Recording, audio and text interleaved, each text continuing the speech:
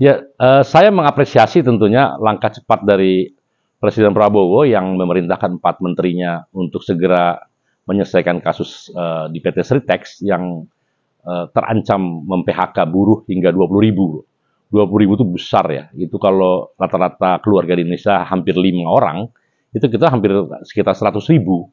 100.000 orang itu harus diselamatkan karena mereka kalau di PHK ya akan menjadi miskin gitulah kira-kira. Nah, ini harus dijadikan satu pelajaran baik.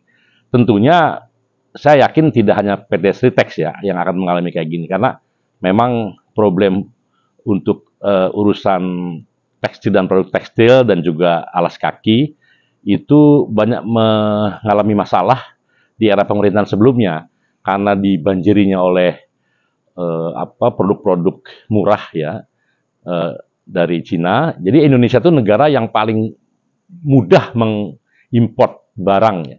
Tingkat kesulitan mengimpornya itu paling rendah. Ya, kita sebut namanya import safeguard. Di negara ASEAN kita paling rendah sehingga hampir semua barang bisa masuk dengan mudah, tidak ada satu seleksi yang luar biasa. Kemudian juga kita tahu penyelundupan, kita masih mendapatkan informasi besar sekali, bahkan angka penyelundupan itu sekitar 31% itu penyelundupan dan sekitar 41% itu adalah import.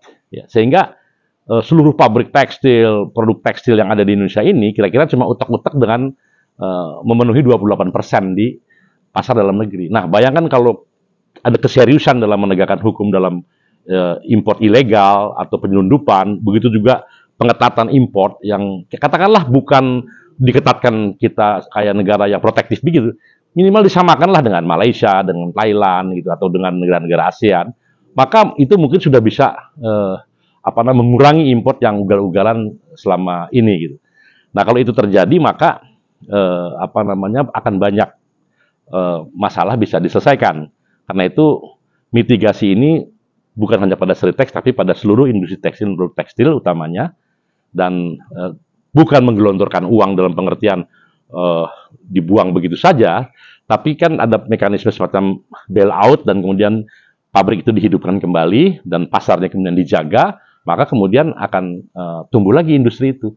Saya rasa ini satu langkah yang tepat dan nanti kita bisa lihat kok duit itu habis di perusahaan karena apa? Apakah karena manajemennya yang kurang baik? Ya kalau manajemennya kurang baik ya kita minta untuk diganti dulu supaya dia lebih good governance dalam menjalankan perusahaan. Apalagi ya perusahaan yang udah puluhan ribu pekerja. Jadi saya rasa itu dan saya mengapresiasi Pak Prabowo. Mudah-mudahan dalam bidang-bidang lain juga ada gercep-gercep atau gerakan cepat karena menurut saya sudah banyak hal yang bermasalah dalam kebijakan-kebijakan ekonomi yang menimpa kaum kecil, rakyat kecil termasuk kaum buruh. Saya rasa itu.